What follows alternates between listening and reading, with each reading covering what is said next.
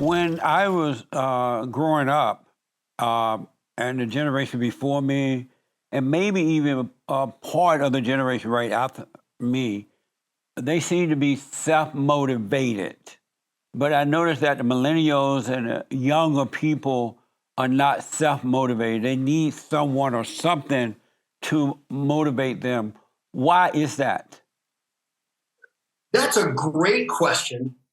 And I believe, personally, my answer is there's been a change in the foundational family. There's been a change in how kids grow up.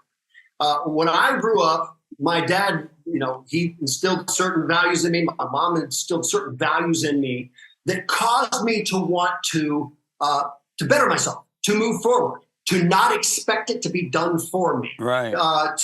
To rise to the occasion, what I would call the calling of manhood, the calling to step up and be, a strong man. And so I was motivated by those things. Plus, I think back then there was a little bit more attention to a sense of purpose in life. One of the things I teach is that the most powerful motivational force on this planet is not power, money, or fame. It's a sense of purpose. Why we do what we do means everything to us. And so I believe that was instilled in us by a nuclear family a long time ago, more so than it is today. I mean, we've tried to do that with our kids, but I think that's missing right now. Do you agree with that? When I was growing up, there were a father around or grandfather or in some cases stepfathers, and those men, they were always doing something. They were working and they would encourage you to work. It's like it was kind of, they instilled that in you to deal with hard times. Because I noticed this generation after me is very soft and they don't want to, they can't handle anything that's rough. If it doesn't come lightly and easy and non-offensive, they don't tend to want to get out there and do it. And when I moved to LA at 18, I went through a lot of jobs. I went through a lot of difficult moments, but I never thought about not going, keep going. I didn't know where I was going, but I was going from job to job, situation to situation, issue to issue. And I never complained about it, and I didn't think it was abnormal.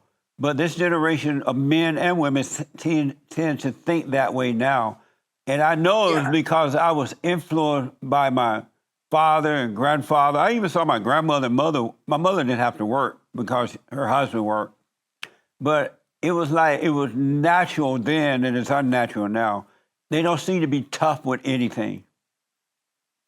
I agree with you. And I think one of the things that we notice is that millennials and Gen Z, as they get into the workforce, it's like they need more motivation. Yeah.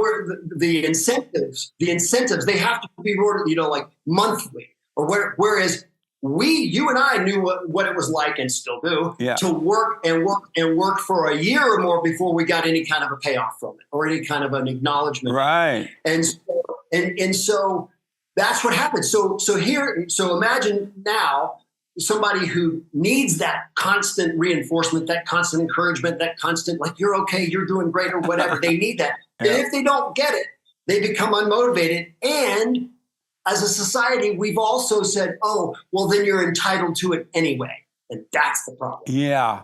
And so I guess the primary point is it starts in the home. If you don't have that father and mother there to be that example, the mother tends to smother you. She doesn't tend to want you to feel pain. Whereas the father, he tends not to smother, and he doesn't care if you feel pain or not. No pain, no gain. So it seems as though it starts in the home first. If you don't have that father there, that's when the softness begins. Totally agree with you, and that's another one of the reasons that we would have that softness is that we've seen, and I know I've heard you talk about this. And I totally concur that we have. There's a movement in the world to destroy the nuclear family, to break it down, to dismantle it, to tell men that they can't be men.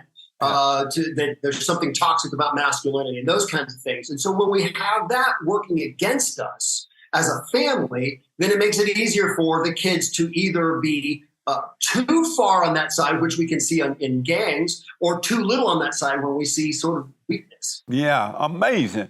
What are some of the complaints you hear from people who attend your motivational conferences about why they don't just get up and do it? I think I think one of the biggest challenges is a lack of belief in themselves, or a belief that it is possible. There's the epidemic of "I'm not enough," Yeah, and the epidemic of, and that's been fed to us. It comes. There's also a level of that it comes natural. There's what they call a negativity bias in the world, but then when they've been told by so many people. See, I don't like it when people are told they're victims. It drives me. Yeah, it drives me crazy. In fact, I have I was able to respond to that in a presentation not too long ago, where so anyway, they're told they're victims. They're told they can't do it, and then they wonder why they can't do it. Well, it's because there's a belief problem. There's you and I grew up with a sense of purpose. I know. I got the work ethic from my dad. I got the sense of purpose from my mom, and those together somehow through it all sort of worked for me. And we need that, and we see so many. And my head is off, and my heart is out to any single mom raising kids, because that's one of the hardest freaking things in the world. But I think of that as much as a crisis of manhood, men not stepping up to the plate and being there. Yeah. And so kids come out of that. If they don't believe that they can, that's the number one challenge. I often think about how today's society is. A lot of people feel like victims, and they literally they think that way and feel that way. And I honestly don't know what it's like. I can't imagine myself feeling or thinking like a victim. It has never in my whole life occurred to me to think that way or to feel that way. And so it's just crazy to me to have that kind of mindset that I'm a victim and I can't make it in life. I need someone else to tell me how to think, what to do, how to do it, when to do it, if to do it. I can't imagine living that way. That's like suicide. I know life has many situations, and I grew up knowing that, but I've never thought, even as a kid, I never thought of myself as a victim. I don't know how to think that way. Right. I think, and again, in hearing you talk and hearing you talk now, it violates your sense of personhood. And it does the same for me. My sense of personhood says, doggone it, I'm going to get out there and do it. You throw something in my way, fine, I'm going to beat it. And here's the challenge. This is what I was teaching these kids. I was presenting for some students. And I said, the moment you blame your lack of success on anyone or anything other than yourself, you take all of your power and you hand it to the very people you don't want to have it. That's right. The only way to change the system, and the best way to stick it to those who would hold you down, is to become a raving, undeniable success. I even talk about Jackie Robinson. There's a reason they chose Jackie Robinson to break the racial barrier in Major League Baseball. And it wasn't that he was strong enough to fight, though he certainly was. He was stronger even than that.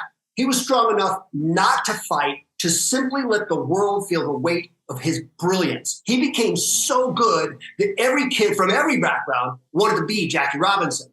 And so that's what I try to instill in people who come to my presentations. It's like, no, choose to be out there, let the world feel the weight of your brilliance, be your excellent self, because it's in each one of us to do that. I'm jumping into motivational speaker mode, but that's the exact, I believe this passionately. That's a very good point. I noticed that a lot of people they're so quick to want to fight back. You mentioned Jackie Robinson.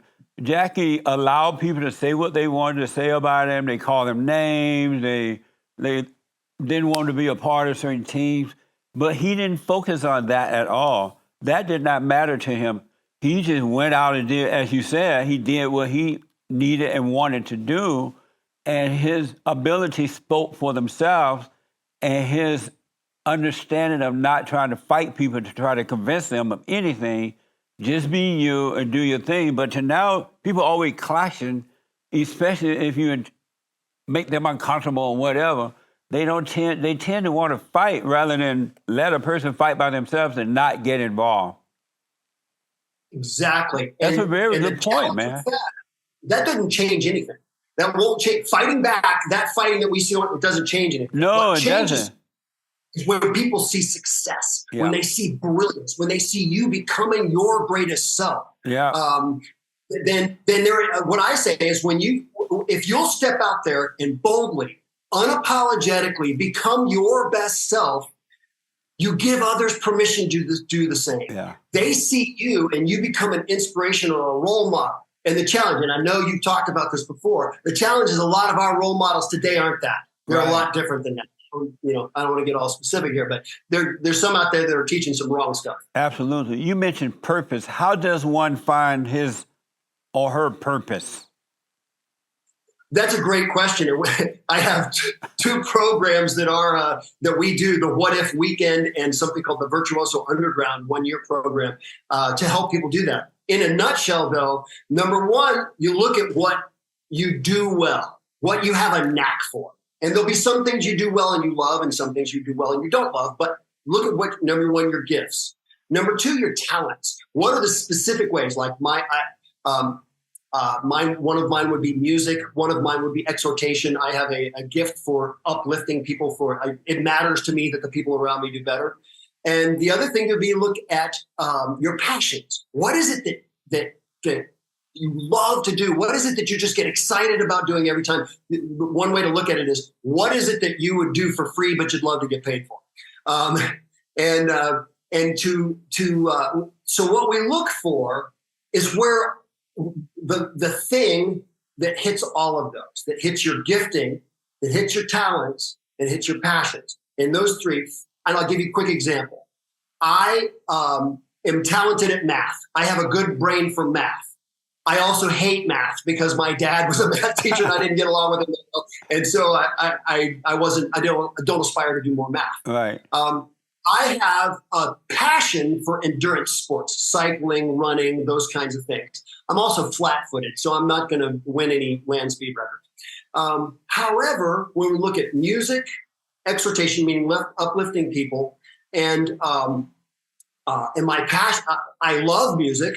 I have a passion, so there's a passion for it. I have a gifting for it. I'm good at it, and I'm talented at it. And so that. And speaking and being on stage, just reaching out and trying to uplift people becomes my purpose. I know that that's my purpose. Now, I know that I'm pretty sure we're on the same page here, but I believe we also find it through prayer and through God. I think that God designed us a specific way. One of the ways God talks to us, people say, well, how do you know it's God talking? Well, He designed you. So what you were born with, talents, gifts, passions, those kind of things, those are kind of an instruction from God, like, here's where I want you to go. He would not give me the talents I have and say, go be an accountant. Nothing wrong with being an accountant, but that's just not my skill set, right? Does that make sense? That makes sense. When I hear people say they're looking for their purpose, I've never looked for my purpose. I didn't even know, I had heard as a little kid, that your purpose will find you and not to look for it. So I grew up not looking for a purpose. I just did what was in front of me to do. And so I've done different jobs, as I said, and I never imagined that what I do now, write books and hold meetings and do this and all that, counsel people and all the stuff I do, I never imagined that I would be doing that. It just came. One thing just led to another one. And what I do, I have no doubt. Doubt never come that this is not what I should be doing, because I know that it's not from me. It's totally from God. And He is opening ways for it to happen. He is causing it to happen. And I literally have nothing to do with it. It's weird. Weird in a good way. I have nothing to do with it. I just get up in the morning and do what I need to do, and let it, each moment, take care of itself. So it's like my purpose did find me, And I didn't look for it because I didn't know what it is that I was supposed to be doing. And so I've been doing what's in front of me to do all my life. Well, that's interesting. We both said the same words. You said you let your purpose find you. Yeah. And I said that this is a career that chose me. Yeah. I believe we follow, because like you, I wasn't looking for my purpose. I was never told by my parents, like, you need to find your purpose. Right. I just followed what made sense, where I was led. And I believe also, because I am a Christ follower and I believe in God, I believe that God will lead us to that if we open ourselves to it and if we ask prayerfully about it. And so when it wasn't until I didn't become a speaker, a motivational speaker, until I was about 39 or 40. And so that's kind of later to find your purpose or whatever. However, I do know this from the other studies I do about this, that most people, most adults who between ages of about 35 and 60, who lose a job or they get laid off or they quit or they get fired or whatever, at the beginning when they lose this thing they've been doing for a long time, they feel like it's the end of the world. Yeah. And what they find is they look back and realize that's when they choose to do the real thing that they were meant to do. And their lives are so much better because of it. Their careers, their incomes that are so much better because they made that switch. And they look back at losing that job or whatever it was. They end up looking at it as the greatest thing that ever happened to them. Yeah, that's an interesting point.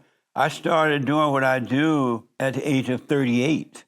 And prior to that, I was just doing different jobs. But this came about when I turned 38. So you're absolutely right about that. That's a very interesting point.